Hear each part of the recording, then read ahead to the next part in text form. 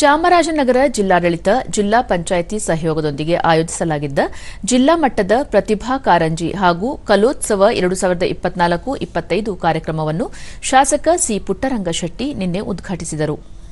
ಕಾರ್ಯಕ್ರಮದಲ್ಲಿ ಶಾಲಾ ಶಿಕ್ಷಣ ಇಲಾಖೆ ಉಪನಿರ್ದೇಶಕ ರಾಮಚಂದ್ರ ರಾಜೆ ಅರಸ್, ನಗರಸಭೆ ಸದಸ್ಯ ಮಹೇಶ್ ಮತ್ತಿತರರು ಉಪಸ್ಥಿತರಿದ್ದರು.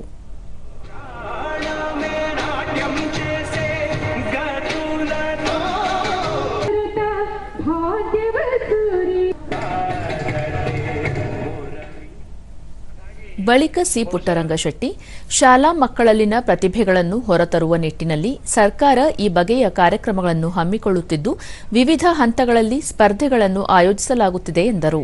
ಅವರು ಇರ್ತಕ್ಕಂಥ ಪ್ರತಿಭೆಗಳನ್ನು ಹೊರಸೂಸುವಂಥ ಕಾರ್ಯಕ್ರಮ ಇದು.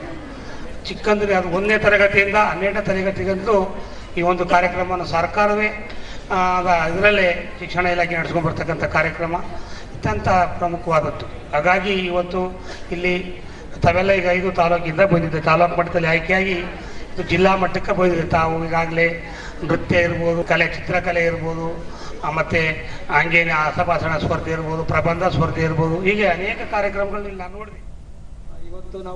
ರಾಮಚಂದ್ರ ರಾಜೆ ಅರಸ್, ವಿದ್ಯಾರ್ಥಿಗಳು ಶಿಕ್ಷಣ ಮಾತ್ರವಲ್ಲದೆ ಪಠ್ಯೇತರ ಚಟುವಟಿಕೆಗಳಲ್ಲಿ ಭಾಗವಹಿಸಲು ಪೋಷಕರು ಪ್ರೋತ್ಸಾಹಿಸಬೇಕು ಎಂದು ಹೇಳಿದರು.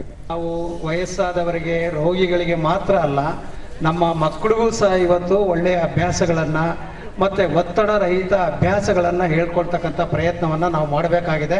ಸೊ ಹಾಗಾಗಿ ಮಕ್ಕಳಿಗೆ ಓದೋದ್ರ ಕಡೆ, ಒಳ್ಳೆಯ ಅಭ್ಯಾಸಗಳ ಕಡೆ ಮತ್ತು ಅವರಿಗೆ ಬೇರೆ ಬೇರೆ ಚಟುವಟಿಕೆಗಳಲ್ಲಿ ಭಾಗವಹಿಸ್ತಕ್ಕಂಥ ಎಲ್ಲ ಅವಕಾಶಗಳನ್ನು ಶಿಕ್ಷಕರು ತಾವು ಕೊಡಬೇಕು.